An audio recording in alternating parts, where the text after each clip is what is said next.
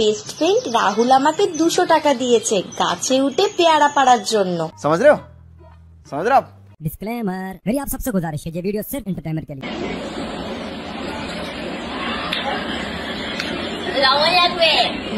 লবণ লাগবে না, ভালো করে চেটে দেখ। তো আমার চ্যানেলে যারা নতুন এসছো ভাই জলদি করে সাবস্ক্রাইবটা করে দাও। চলো ভিডিওটা শুরু করি। रहा नहीं जाता।